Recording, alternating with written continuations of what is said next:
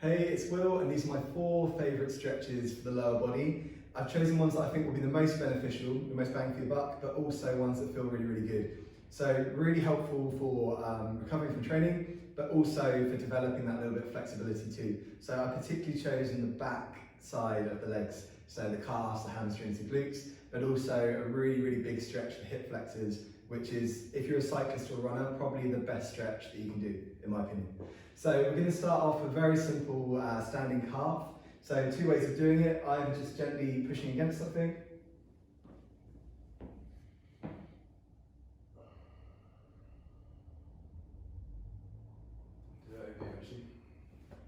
am I still in the shot here? So we'll start with standing calf. There's 2 ways of doing it. It often feels, we'll start with standing calf. There's 2 main ways of doing it. Often depends on the day, which feels better. The first one, we're just going to push into something solid, front knee bent, and putting our weight through our back heel.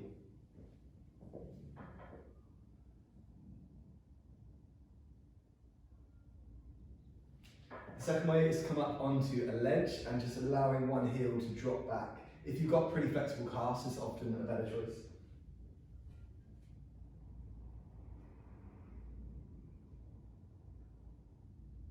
Good.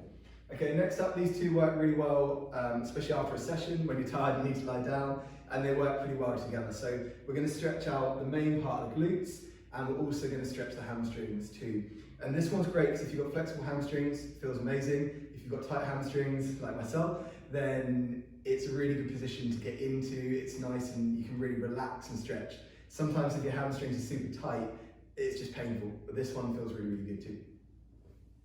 So we'll start with the glute stretch, and we're just going to bring one leg up, pull it across the body with the opposite arm, keeping the shoulder flat.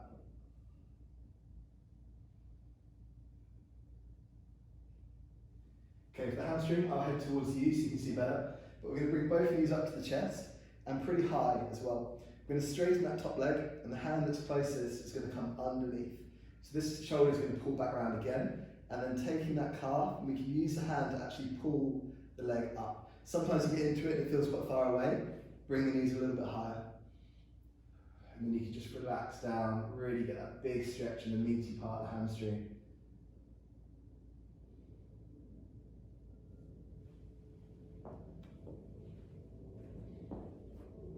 Good, my final stretch, and I really, really do think this is the best stretch you can do if you're doing any running or cycling, any sport really, is we're going to use a bench, sofa if you're at home, going to get the back foot up, and we're going to get some really, really good hip extension and get that all really stretched out. So perfect recovery, and all of these stretches, I've chosen them because you can do them for a bit longer as well. So anywhere from 30 seconds to 2 minutes a side would work really well.